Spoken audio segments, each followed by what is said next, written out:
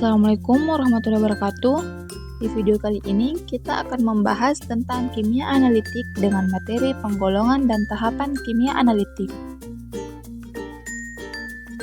Untuk materi pertama yang akan kita bahas ialah penggolongan kimia analitik kualitatif dan kuantitatif.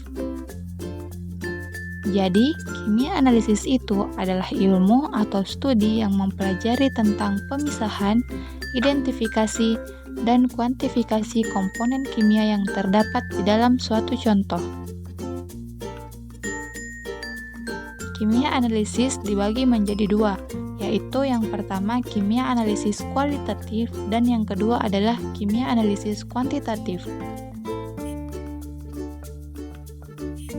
Sesuai dengan namanya, jadi kimia analisis kualitatif itu mempelajari tentang ada atau tidaknya suatu sampel atau bahan atau analit di dalam sampel kita. Berikutnya, kimia analisis kuantitatif mempelajari berapa kandungannya. Contohnya, dalam analisis formalin dalam makanan. Jadi, dalam analisis kuantitatif, kita akan mempelajari ada berapa banyak kandungan formalin yang terdapat di dalamnya. Sedangkan untuk analisis kualitatif, kita hanya mempelajari ada atau tidaknya. Nah, kimia analisis itu sesuai dengan metode yang digunakan, dibagi menjadi dua.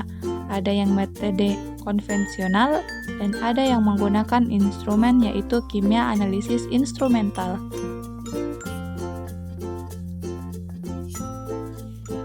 Kimia analisis konvensional dibagi menjadi beberapa jenis, yaitu yang pertama volumetri, ada gravimetri, dan elektrometri. Sedangkan instrumental dibagi menjadi dua, yaitu analisis menggunakan spektrometri dan kromatografi. Nah, materi selanjutnya yaitu tahapan dalam analisis kualitatif dan kuantitatif. Jadi, ada beberapa tahapan dalam analisis kualitatif, meliputi 4 tahapan. Nah, bisa kita lihat masing-masing tahapan dan uraian mengenai tahapan tersebut dalam pembahasan berikut ini. Tahapan analisis kualitatif diawali dengan pengambilan sampel, dilanjutkan dengan preparasi sampel, selanjutnya yang ketiga yaitu analisis sampel, dan yang keempat interpretasi data. Untuk tahapan analisis kuantitatif dibagi juga menjadi 4 tahapan, yaitu pengambilan sampel, preparasi sampel, analisis sampel, dan analisis data dan interpretasi data. Nah, kita mulai dulu dengan tahapan yang pertama yaitu pengambilan sampel. Pengambilan sampel itu dilakukan dengan melihat beberapa faktor yaitu tipe sampel, ukuran dan variasi sampel, serta metode sampling yang akan kita gunakan dalam pengambilan sampel. Nah, metodenya itu meliputi teknik sampling, penanganan sampling, serta cara penyimpanan sampel sebelum dilakukan analisis sampel. Nah, diharapkan juga dalam pengambilan sampel yang kita ambil itu harus representatif sehingga hasil analisis yang dihasilkan memberikan hasil yang akurat. Tahapan yang kedua yaitu preparasi sampel. Preparasi sampel dilakukan untuk mengubah kondisi sampel sesuai persyaratan analisis. Preparasi sampel dapat dilakukan dengan berbagai cara. Yang pertama, dengan mengubah bentuk fase atau ukuran dari sampel tersebut. Yang kedua, dengan melakukan pemisahan. Selanjutnya yang ketiga, dengan melakukan destruksi sampel. Serta yang keempat, dengan melakukan pengenceran atau pemekatan sampel. Tahapan preparasi sampel yang pertama yaitu dengan mengubah bentuk, fase, atau ukuran dari sampel tersebut dengan meliputi memperkecil ukuran, mengubah dari fase padat, cair, atau gas, serta melarutkan sampel.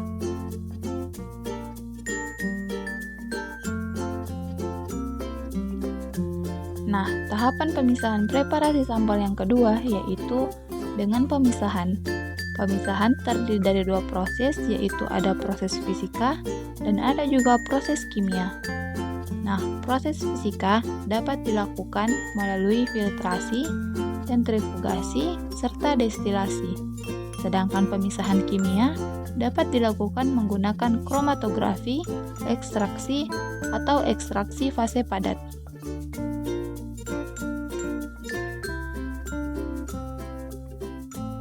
Tahapan preparasi sampel yang ketiga adalah dekstruksi. Dekstruksi terbagi menjadi dua, yaitu dekstruksi basah dan dekstruksi kering. Dekstruksi kering yaitu dengan cara pengabuan dengan menggunakan oven. Sedangkan dekstruksi basah biasanya menggunakan asam oksidator seperti HCl dan asam klorida, ataupun menggunakan asam oksidator seperti asam sulfat, asam nitrat, dan asam perklorat, ataupun dengan menggunakan kombinasi antara asam non-oksidator dan asam oksidator, atau kombinasi antara asam oksidator dengan asam oksidator lainnya seperti campuran asam klorida dengan asam nitrat, ataupun campuran asam sulfat dengan asam perklorat. Nah, preparasi sampel juga dilakukan melalui pengenceran atau pemakatan sampel. Nah, pemakatan itu sendiri dapat dilakukan dengan berbagai cara, seperti evaporasi, ekstraksi, ataupun ekstraksi fase padat. Nah, selanjutnya analisis sampel dapat dilakukan dengan metode kualitatif ataupun dengan metode kuantitatif sesuai dengan keperluan yang diinginkan. Jadi, analisis sampel dapat dilakukan dengan metode konvensional ataupun dengan menggunakan metode instrumental. Jadi, metode konvensional dapat kita lakukan apabila konsentrasi analit yang kita analisis itu tinggi. Sedangkan apabila konsentrasi analitnya rendah, maka metode instrumental adalah pilihan yang tepat sehingga dapat dihasilkan data yang lebih akurat.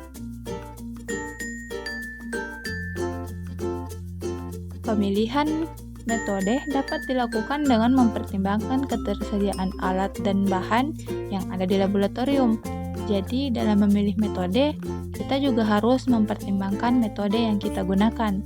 Apakah metode itu baku seperti SNI, ASTM, AOAC, ataupun apa? Ataupun metode yang kita gunakan itu metode tidak baku yang meliputi pengembangan dari metode baku atau SOP yang ada di dalam laboratorium ataupun hasil riset.